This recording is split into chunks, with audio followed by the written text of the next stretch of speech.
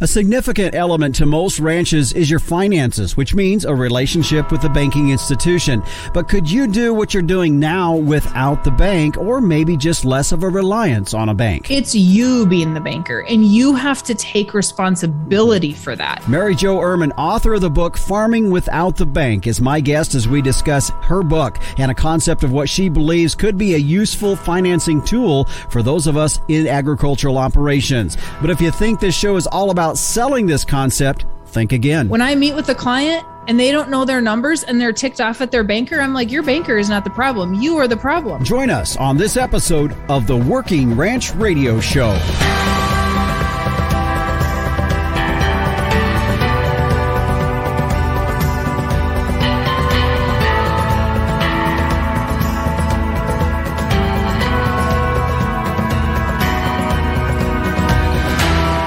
Hi, everyone, and welcome back again here to another episode of the Working Ranch Radio Show. I'm Justin Mills, coming to you from the windswept plains of northeastern Wyoming. And man, oh man, it just seems like this year has had a lot more wind than normal, and that has come up. Now, I don't know if we just have short memories or if that's for real. And at some point, I want to have that conversation with meteorologist Don Day. We're not going to talk about it with him today. We're actually going to be talking about weather patterns that we've seen since back to the 1950s that has shown the amount of a dry weather period of years and how that correlates with La Nina and El Ninos. Really some interesting information that meteorologist Don Day will be sharing with us in addition to our long-term weather.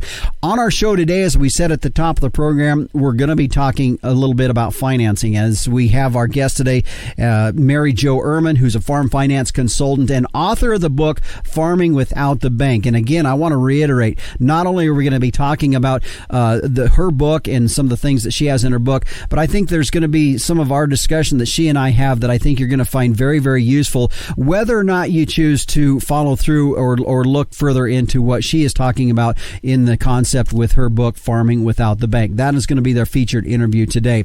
I do want to thank our sponsors of today's show, and the American Simmental Association, again, sponsors our show, a breed that offers reliable calving ease, early growth, and cow longevity. You can do that. Did you know that? With Simmental influenced cows that don't have those big feed bills. If you want to find out more, go to their website at simmental.org. Also, Bobcat, one tough tractor. And if you go to their website, you can use the build and quote tool, and you can design your own ideal machine. Go to their website at bobcat.com. Well, right now, let's check in, as we always do in every show, with the captain, Tim O'Byrne, publisher and editor of Working Ranch Magazine, for this week's edition of Tim's 2 Cents. Hey, Justin. Hey, everybody out there. Well, you're busy calving and branding and turning out cows. We are in the office here diligently putting together the summer issue of Working Ranch Magazine. And in our genetics column, I'm just looking at it right now, by Jamie Pullman. She's been writing this for many years for us. Great story. Why not artificial insemination? Surprisingly few beef producers tap into the rapid evolutionary powers of this half-century-old technology. And a 2017 USDA survey estimated that just over 11% of U.S. beef producers use AI. And Justin, I did not know that. I thought it was quite a bit higher than that. The survey says some of the reasons why: not enough time, labor, or the right setup. They don't have enough knowledge about AI or find the process more complicated than it is worth. They find it a risky choice in terms of potentially lower conception rates, and they are most comfortable with the simplicity of letting a bull do the work of heat detection. And these are all valid concerns, and I get it.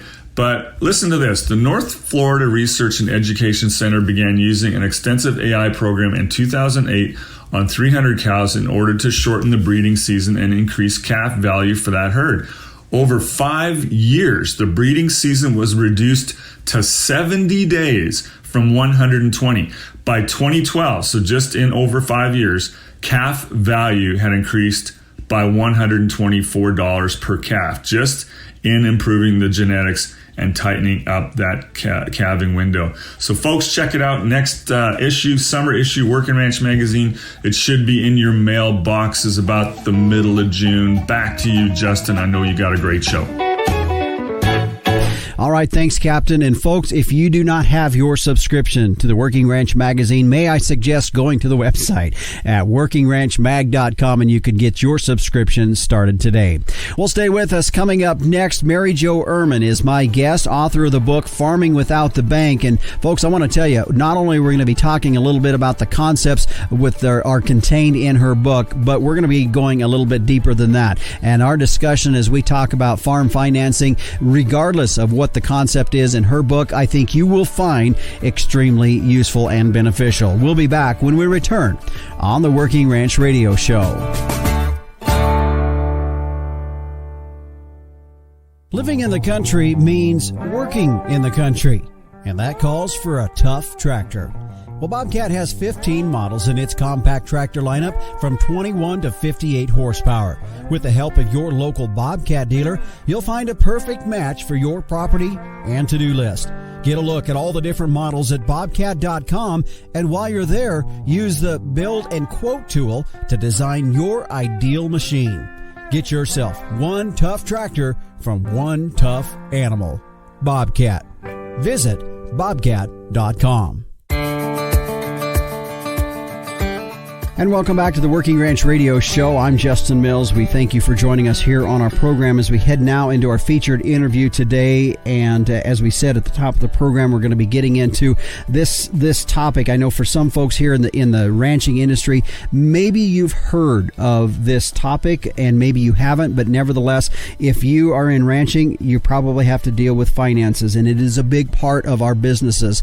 And I say businesses because that's what we are. And so today joining me is Mary Jo Irmen with Farming Without the Bank. And Mary Jo, first of all, I want to thank you for joining us here as you finding yourselves in a soggy North Dakota that many parts of the country wishes they had as much moisture as you guys had in North Dakota. Yeah, thanks. I don't know. It doesn't feel soggy because it rained and then we had gale force winds. Oh, and so we've had one day without wind.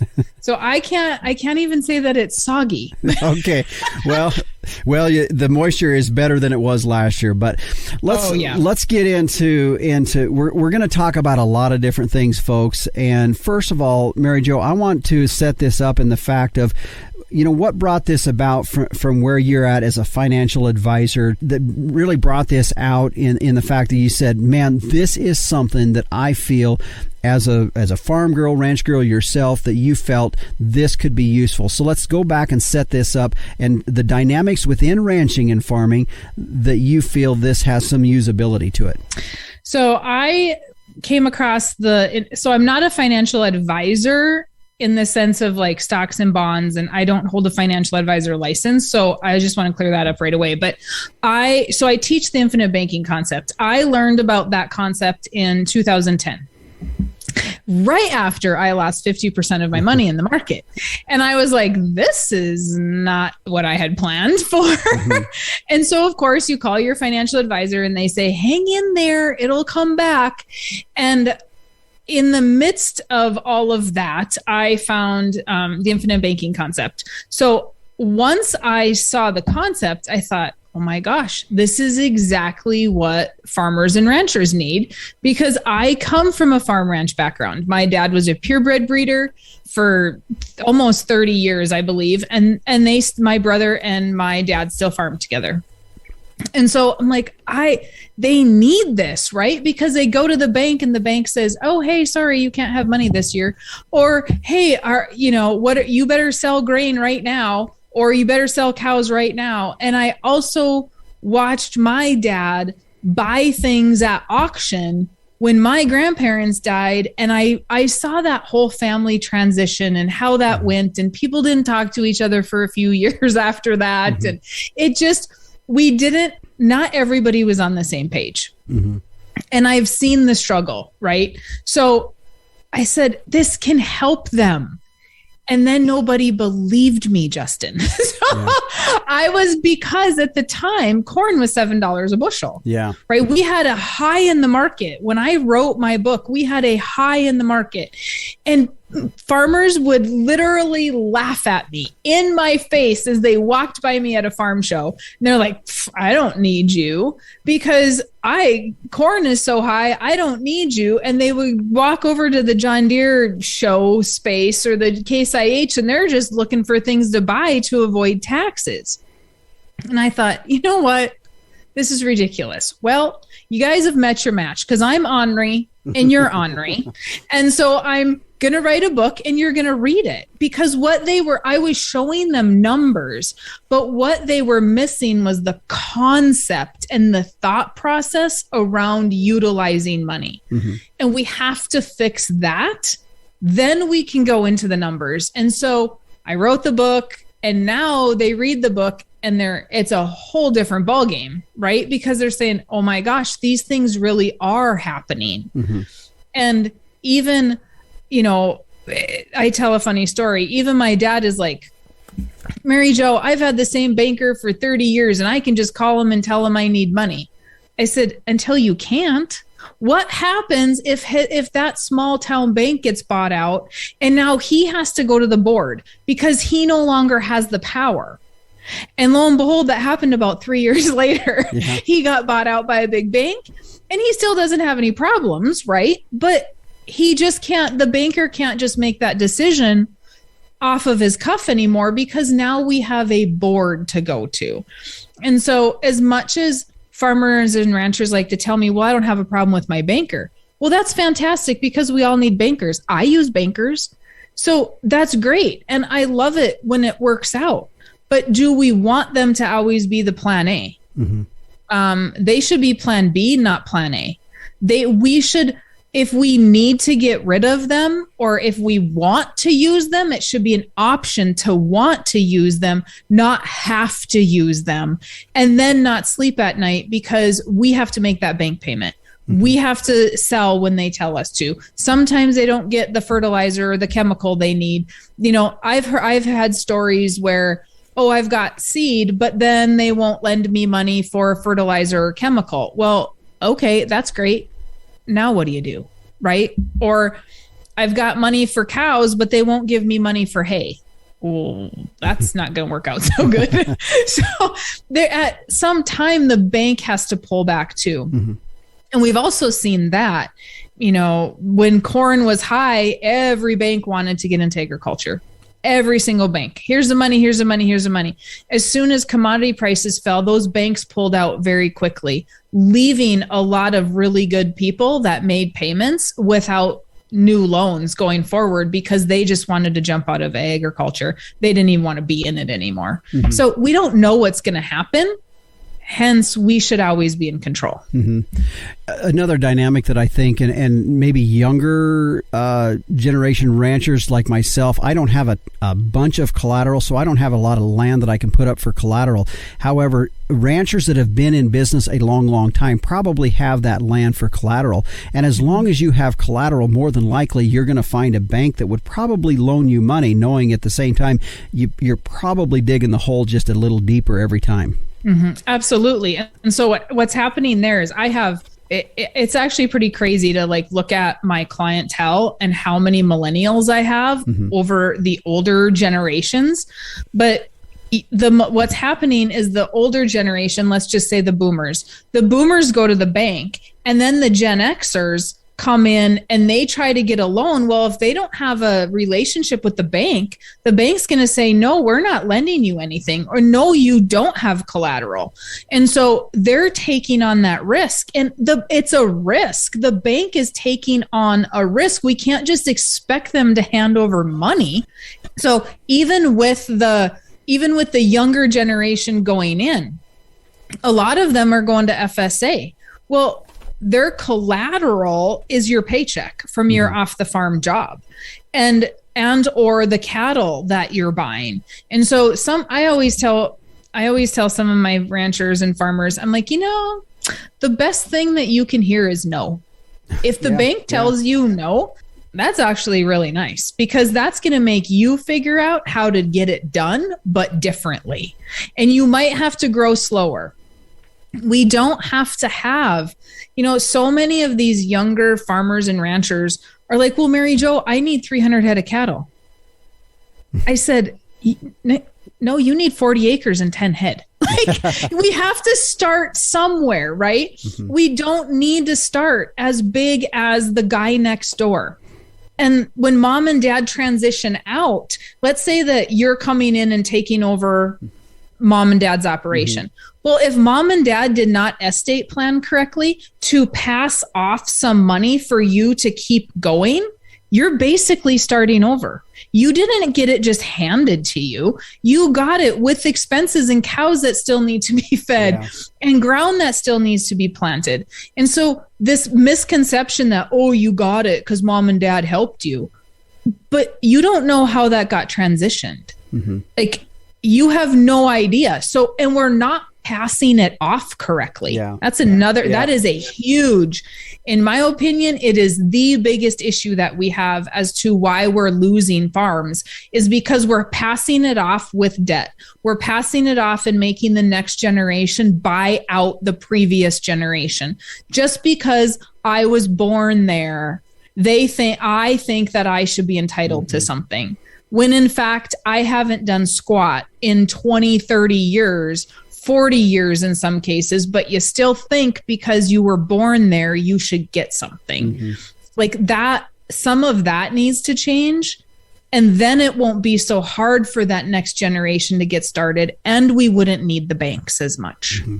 Boy, I tell you what, I mean, you nailed it on the head there. In fact, I wrote in my notes before we started the interview here today, estate transfer. And it was basically, I just feel like part of what's setting this up is the fact that we have not been able to transfer these ranches to the next generation in a healthy way. So you hit that right on the head.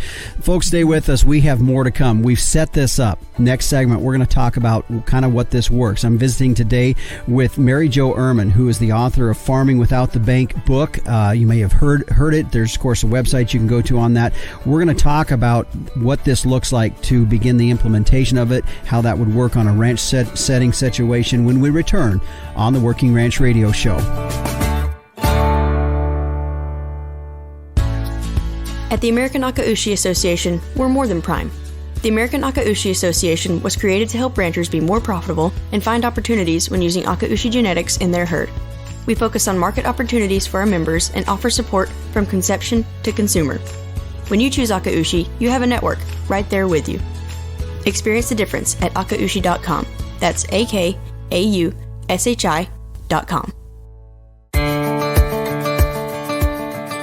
Welcome back to the Working Ranch Radio Show. I'm Justin Mills, and my guest today is author of the book Farming Without the Bank, Mary Jo Irmen. She's a farm finance consultant out of North Dakota. And Mary Jo, in the segment just ahead of this one, you and I were discussing kind of the scenario that we find ourselves here in the ranching industry, the agricultural industry, that you felt was really propagated you to write this book, and it was based off of the infinite banking concept. So I want you to now to kind of explain a little bit of how this would be implemented or what it would look like. So basically what we're doing is it's ended up being twofold. It did not start out that way. Hence the name of the book. The whole point of everything that I was trying to do is get rid of the bank. But what I did not see in the process was the estate transition part of it that we were just talking about. Mm-hmm. And so really what we're doing is saying, hey, can we utilize our money differently? Because as farmers and ranchers, if we do make a profit, we're like, well, we didn't make any money. Well, but you did. All you did was you took any of the profit that you did make and you did what? You bought more cattle. You bought equipment with cash. You did all these things with cash that then what? Make you look broke. Mm-hmm. Or we're going to buying things to avoid taxes, which is not helping anybody. And so, except the bank and the lender. But at the end of the day, we need to figure out how to utilize the money differently. So what basically the infinite banking concept teaches is, can we put our money somewhere that we can keep it liquid, that so we can still buy land, cattle, equipment, seed, feed, fertilizer, all that stuff. We can put our money someplace that we create the bank. So now we have a pool of money and we are in control of it. We get to use it as the bank. We get to borrow it. We get to pay it back on our terms because we're the banker. But now we need that tool. Mm-hmm. And that tool that houses that money is a whole life insurance policy that pays dividends. That is super, super important. And the reason why is because that tool allows our money to grow at a guaranteed rate until the day we die. So if we put money into a checking account or into a savings account, we'll save up and we'll buy that tractor. So we save up to $600,000, for example, and then we're going to drain that account. Well, now we're earning interest on nothing.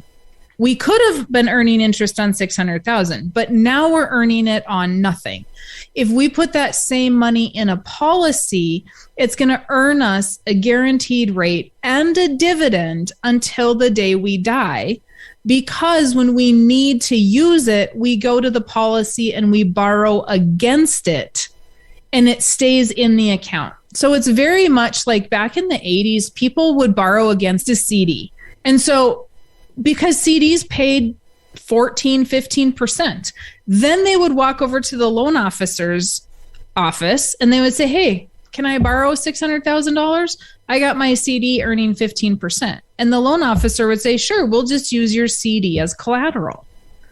Well, the only difference in that scenario is the bank owner got the profit from that loan, right? Mm-hmm. So the owners of the bank are getting the dividends.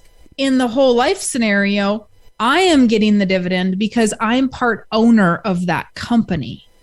And so there's a huge, that's the huge outlook of kind of what it is. Mm-hmm. The other part of that for me and for the farming and ranching industry is we have death benefit that we then pass off to the next generation.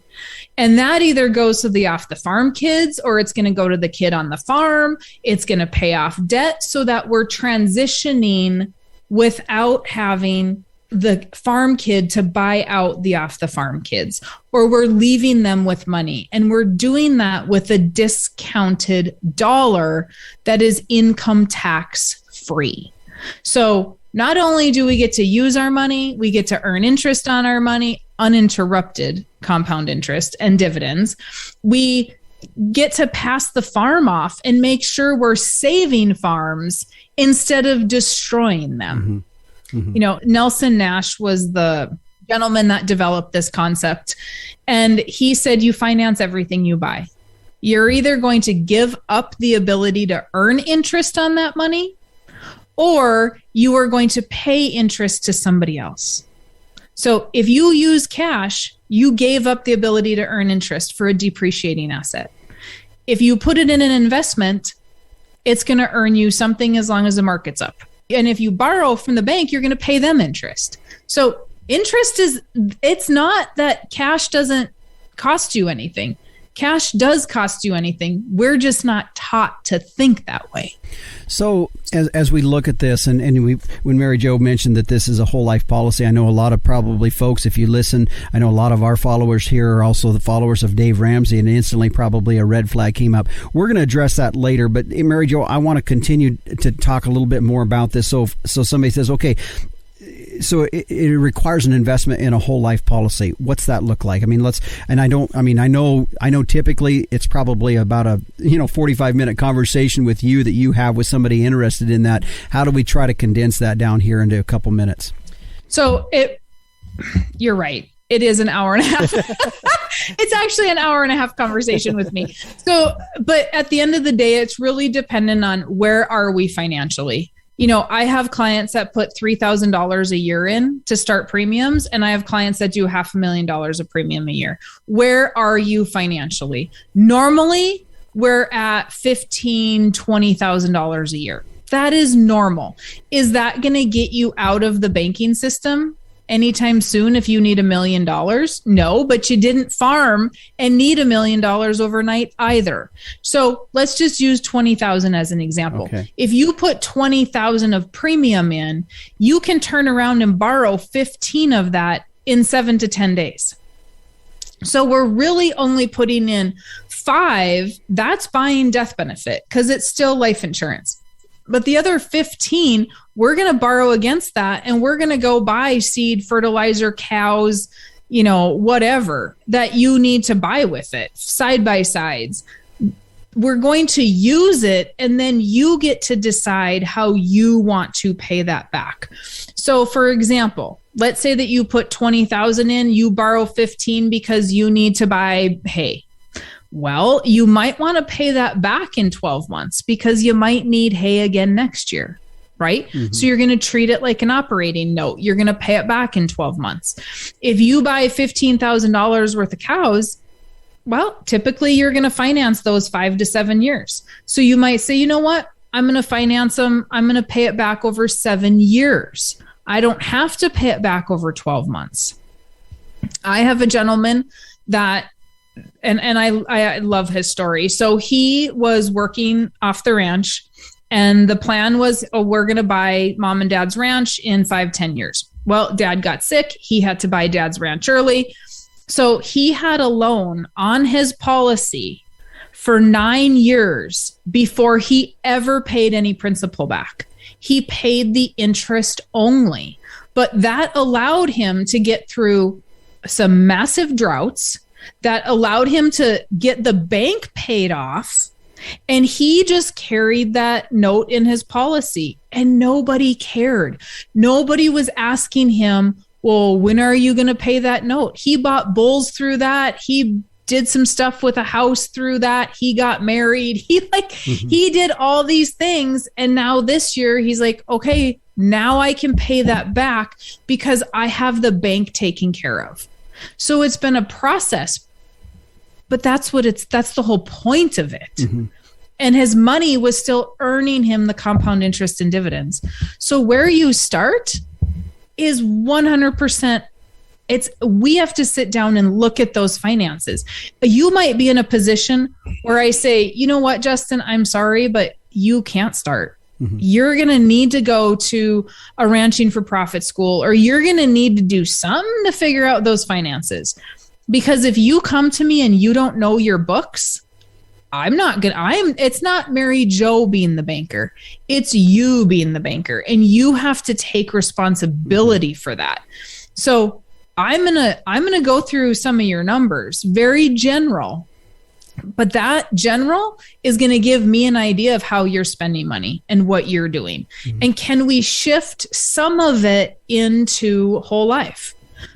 I would say 90% of the people that come and see me, they're like, I don't have any money to do anything with it.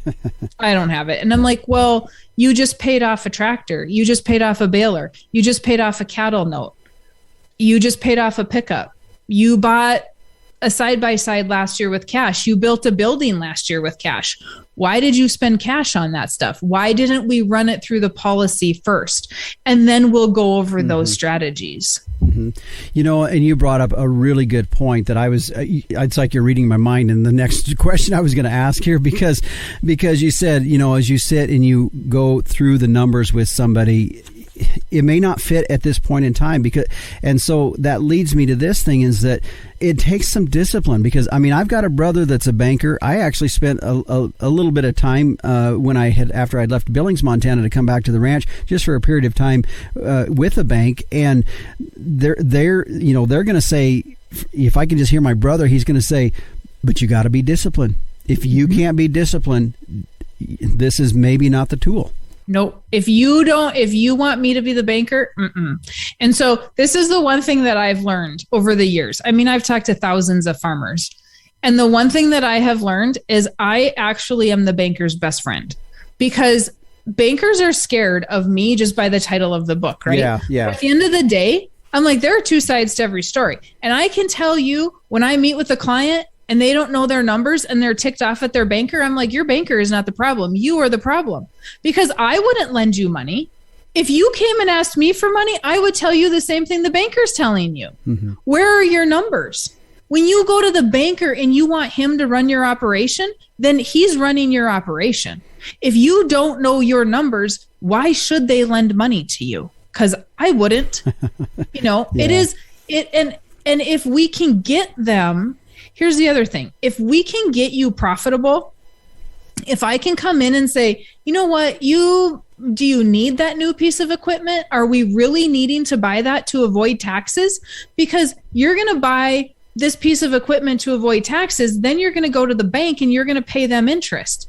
What you paid in interest is basically what you saved in taxes. You didn't make any money. Like, you didn't save anything. Understand how your taxes work. That is not the banker's fault. I had a farmer tell me, well, the accountant said I need to buy something, and the banker told me he'd lend me the money. And so now the banker's all worried I can't even make the payment. And I said, and who wrote the check? It's your operation. Yeah.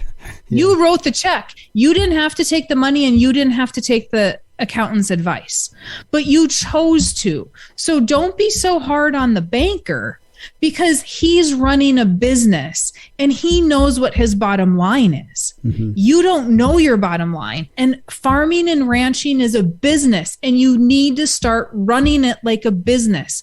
This whole concept that we wear this badge of honor because we're broke. Really? Last I checked, it's not, you don't go to the business that's falling apart in town and be like, woohoo, look at that guy. He doesn't know how to run his business. No, you talk about that guy and go, geez, look at that guy. He doesn't know how to run his business. Right? Yeah. And farmers and ranchers need to sit back and kind of see that we can't run it like dad and grandpa did. Those days are gone. We have to be profitable. And then once we're profitable, or we need to utilize our money differently to get to where we need to be to save the farm and to take back some of that control. You bet. My guest today is Mary Jo Irmen. Farming Without the Bank is the book that she wrote, and she continues to work with farmers and ranchers across the country in developing those principles. Well, stay with us, folks. When we come back, as promised, we're going to go back and address this issue of whole life insurance. I know for a lot of folks that might have thrown a red flag up in your opinion as we talk about this. We're going to visit more about it with Mary Jo when we return on the Working Ranch Radio Show. Starting off in the right direction is essential to gaining an advantage later when you go to market your calves. And I have proof that the right direction is with Sim Angus sired calves. A 2020 study by K-State showed that Sim Angus sired steer calves earn more at sale time than all other breed identified sire groups, with at least 50 lots represented on Superior Livestock's 2020 summer sales. The proof's right there. For low-risk, high-potential calves with earning potential, be confident that Sim Genetics will give you more per head, period. Stand strong, Simmental. And welcome back to the Working Ranch Radio Show. I'm Justin Mills. As we finish up our conversation today, my guest is Mary Jo Irmen, who's with Farming Without the Bank, and we'll talk more about more information if you're interested in finding out more information on that. But Mary Jo, one of the things I do want to address, and that is the fact that, and you brought that up in the previous segment about kind of how this functions is through a whole life policy. And I know when you said that, we have a lot of followers that are of the Working Ranch Radio Show that are also followers of Dave Ramsey Financial, and so I know there was probably some red flags that instantly came up, and so let's talk about that, because I think it's important that we look at that. I know you addressed it. You have yourself have a podcast, and I believe episode 14 was one of those episodes that you talked about that a little bit. So when folks come in and they say, "Hey, you're talking whole life. This isn't mesh with what we have with some other financial consulting advice." Let's talk about that. So I don't agree with Dave on a lot of stuff, but I do agree with Dave on his budgeting piece of it, right? So you still, and we've talked about that, you have to be profitable, you have to budget, you have to make sure that you have money. And I actually have a lot of Dave Ramsey clients, because a lot of those people come in and go, okay, this is great. Dave is right in the aspect of this is what I need to do with the budget. But what he's not addressing is, how do I get this loan? How do I do these loans? How do I estate plan? How do I do all the stuff we've already talked about? Because you either have to go to the bank and you have to qualify for all that stuff. And I can't, and I need more money than what Dave is ever dealing with, because he's not dealing with farmers and ranchers and that sort of thing. And so Dave's big hang up with whole life insurance. Well, first, he just did a new video on whole life, because before his thing is, he called whole life. There's permanent life insurance. And then underneath the permanent umbrella, there's whole life, universal, variable, and indexed. Okay. And a mixture of kind of those last three. Okay. And he was talking about universal life, variable life, and indexed. So when Dave talks about management fees and just fees in general and these policies collapsing and going backwards, he and I agree 100%. Those are not good policies, but they are not whole life. They are permanent life insurance policies that are supposed to go your whole life, but they don't. I have a whole chapter in my book warning you about those policies. Nelson Nash, the founder of the concept, has a whole point in his book warning you about those policies. We are all on the same page as Dave. Now, when Dave talks about whole life, because he's recently released a video about that, when he talks about whole life, his big hang up is commission that I make. Okay. But what Dave's not talking about is how commission gets paid. So when we get paid commission on a policy, it's to the portion of the policy that goes to life insurance. Well, we're not putting all of our money to the life insurance portion of the policy. We're putting a lot of that money into cash value. That piece of the puzzle, the commission is almost zero. Like, I can't buy groceries with it. So that's a void point or a mute point, but he thinks that is making his point. It's like, Dave, look at the commission. What is the commission that financial advisors are making on their portfolio? They also get paid to do that. Mm-hmm. And so the whole picture is not being released. There is cost of insurance. Oh, whole life insurance is too expensive. Go buy term. You can't buy term insurance till you're 121, just so y'all know. Like, you can go until you're about 85. Well, if I buy term insurance every 30 years until 85, the cost per dollar of death benefit is actually more with term insurance than it is with whole life. So why is whole life more expensive for premium? It is because we are going to pay that claim. You are going to die on our watch. That life insurance policy goes until you're 121. The insurance company does not say, oh, we only have 20 years. Chance of you dying within 20 years is pretty minimal. No. They're like, okay, we've got 60, 70 years. We are going to have to price this accordingly so that we can make sure we pay that claim, and that we have to guarantee an increase in cash value every year, because your cash value and your death benefit have to equal each other at age 121. So there's a lot of things that he's just not explaining that need to be explained. And there's proof of that when I get all these Dave Ramsey clients that are like, oh, well, he didn't say that. And, oh, that makes sense. And I read that in the book and that makes sense. Mm-hmm.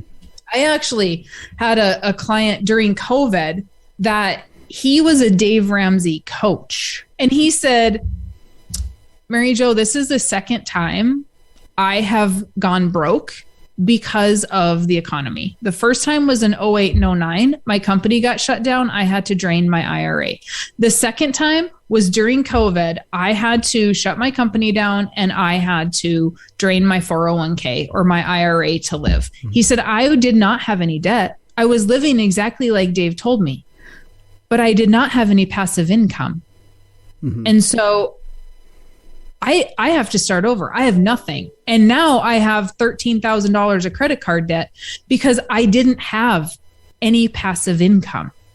And so along with the infinite banking, right, we're saying, hey, use that cash value to buy cattle, to buy land, to buy things that produce money. And this is the piece that Dave is missing. And he's missing the uninterrupted compound interest. His other big deal is, oh, you're going to borrow against the cash value and you're going to pay interest. Yes, you are. You're going to pay interest to the company you own part of. So, Justin, if you and I were related, let's say, hey, Dad, can I have some money? And you're like, sure, I'll lend it to you at 5%. I'll lend it to you at 10%. If I'm your kid, I should not complain about that because it's going back into my inheritance, right?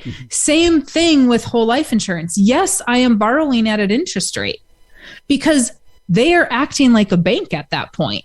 But if the company makes money, I get the form of a dividend. Not all of it, but some of it. And we're not seeing that whole picture. Yeah. Folks, my guest today is Mary Jo Irmen, and we've been talking about the farming without the bank system that she has a book on, and we just got a few minutes left, Mary Jo, and I still have a ton of questions. But I know there's other folks probably with some questions like, okay, then let's kind of look at term versus this and the different scenarios, second to die policies. I mean, there's just a lot of factors because so much of this is really going back to estate transfer, really, in some ways. And so there's some questions here, some other things, but we just don't have a 2-hour show here. So I guess let's talk about, how folks can get some more information if they want to talk to you about this, because I think it would warrant just a conversation with you. And again, I want to go back to, this may not fit everybody, and we're not saying it fits everybody, but it could warrant a conversation to learn more. So how do they do that? So the first thing that I just tell people to do is you have to get the book. You have to go get the book and read it. And no, I am not just trying to sell books for heaven's sakes. I can sit and teach you for 6 hours what this is, or you can read it in 3. It's really that simple. And so you have to read the book. Then you get a free consultation with me. It's an hour and a half. Justin, you and I have done it. Yep. It's an hour and a half. I go over everything. And if it works, it works. I try to explain as much as I can.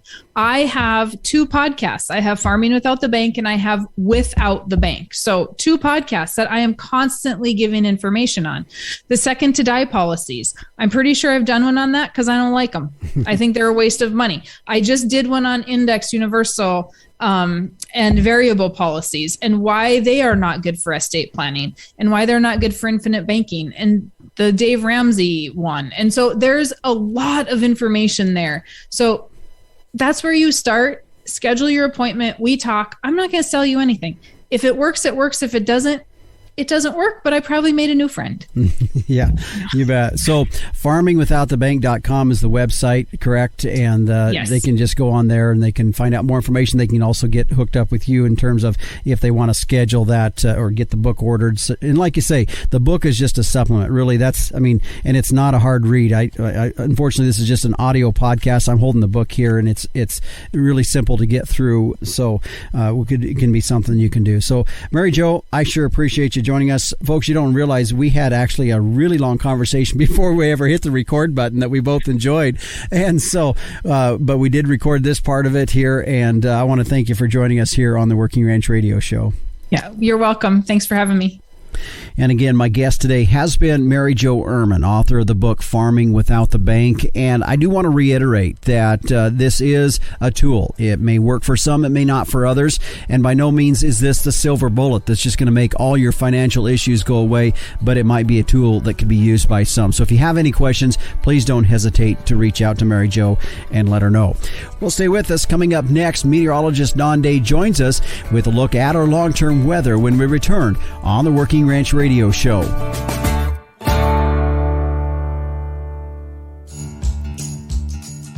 Whoa, Herefords are the efficiency experts for a reason. In crossbreeding systems, Herefords boost pregnancy rates by 7% and add $30 per head in feed yard profitability. And Hereford genetics bring unrivaled hybrid vigor, longevity, and disposition.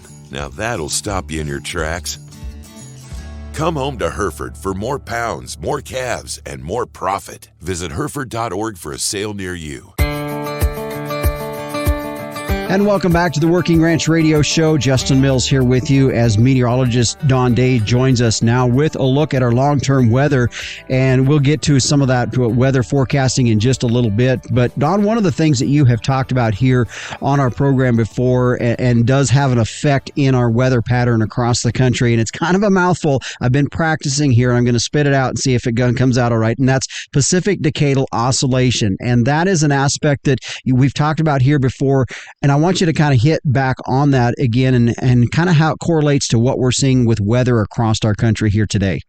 Yeah, this is especially relevant to the drought conditions that we have in the West and all the news you've been hearing about Lake Powell and Lake Mead. And by the way, you did a good job saying Pacific Decadal Oscillation. That's a mouthful. And it is a mouthful, yeah. So the thing with the Pacific Decadal Oscillation is it's easy to get confused, and there's really no reason to get confused when we talk about La Nina and El Niños. What happens in the Pacific Ocean is that there are these 20 or 30-year cycles to where the Pacific is, on the whole, either a little colder or a little bit warmer. There's these fluctuations in temperature. And what they've noticed from studying this, and this all started from folks who were studying how the salmon were running in the Pacific Northwest and British Columbia and up to Alaska. And they found out the salmon were changing their patterns based on sea surface temperature. When they started connecting the dots, they noticed, well, roughly, and it can be sometimes 20 years, sometimes 30 years or in between, the Pacific goes through these warmer and colder cycles. And simply put, when the Pacific goes through a cold Pacific Decadal Oscillation, we'll just call it a PDO to make it simpler, you have more La Ninas and you have less El Niños. But if you have more La Ninas over 20 or 30 years, those decades will more often than not have more drought. They'll have more drought years and they'll have less wet years. And when you have a warm PDO, you have more El Niños and less La Ninas. And if we go back, and where they've done some really good research, it's going back to 1950. So we're talking almost 75 years here. Okay. So the early 50s, 1950 through the late 70s, was a cold period, a negative PDO, we call it. And there were, especially in the 50s, there were some severe drought conditions in the Western United States, early 60s as well. And that period would be a time where there were 14 La Ninas and only 6 El Niños. Then from the late 70s, from about 1978 to 1999, this was about a 20-year period where there were 11 El Niños, but only 4 La Ninas. Now, a lot of folks, if you go back and look at weather records, you'd find that, yeah, there were a couple of drought years between the late 70s and the late 90s, but there weren't many. And there were actually some very wet years in the West during that time frame. Now, what happened in 1999 and right around the year 2000 is we went to a negative phase. The Pacific cooled off again. And so now we're on year 23 of this cycle.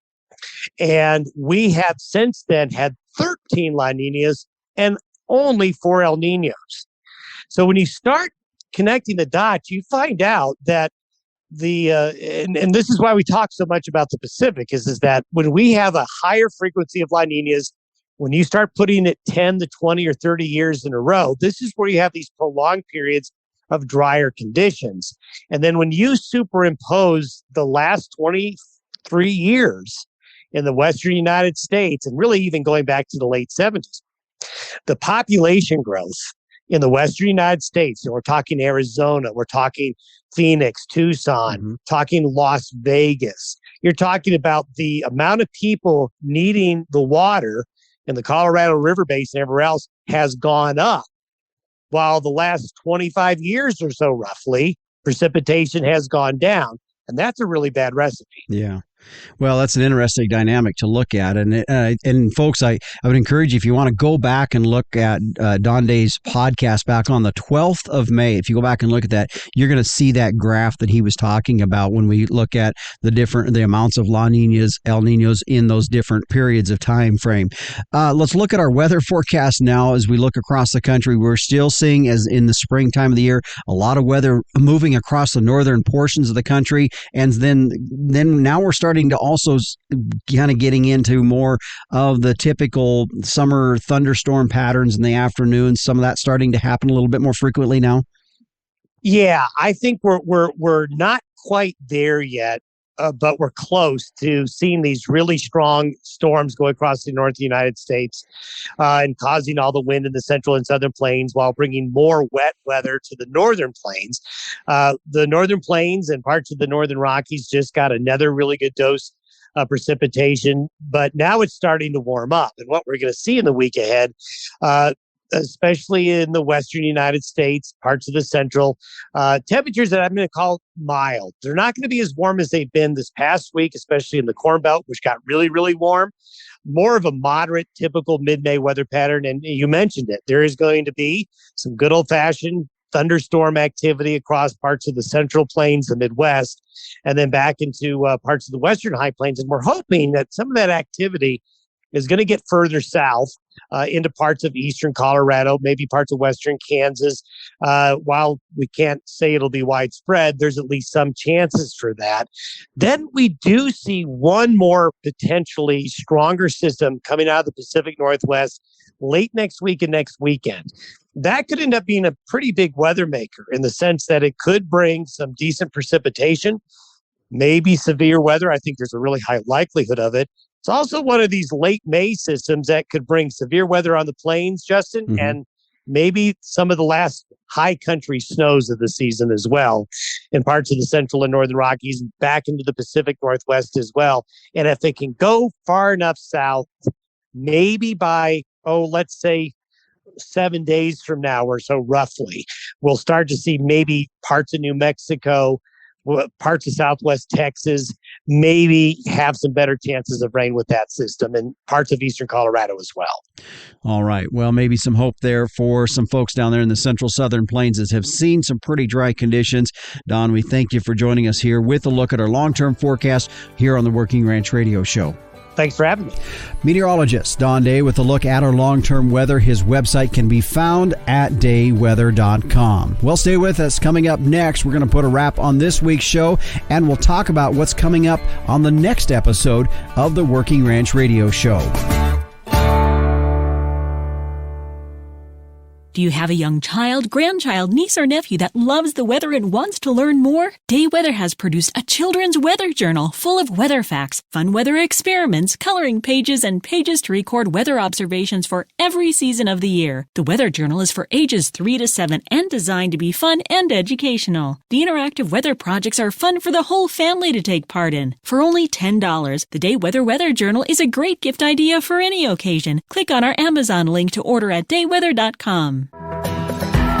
Well, before we jerk the saddle off of this episode of the Working Ranch Radio Show, I want to tell you what's on tap for next week's episode, as we are going to be talking about sustainability. Now, we've already had a couple different episodes, from an institutional and a scientific approach to that. Episode 22 with Dr. Frank Mittlerner out of UC Davis was our guest then. And in episode 43, Dr. Kim Stackhouse Lawson from Colorado State University joined us. But what does it mean to you and I as producers? And next week, we're going to be talking with 3 ranchers from across the country about what it means to them and why they feel it's an important topic for us to address. That's on next week's episode of the Working Ranch Radio Show.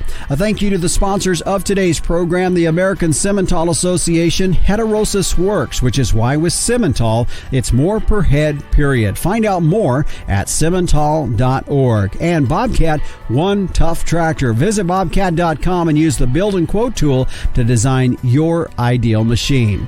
Well, the Working Ranch Radio Show is a production of Working Ranch Magazine, branded #1 by America's Ranchers. If you'd like to get a hold of me, send me an email at justin.workingranch@gmail.com. Well, be sure to join us next week at this very same time and same place, or you can also find us on your favorite podcast provider. Thanks for joining us. I'm your host, Justin Mills, and until next time, keep your chin down and your mind in the middle. So long.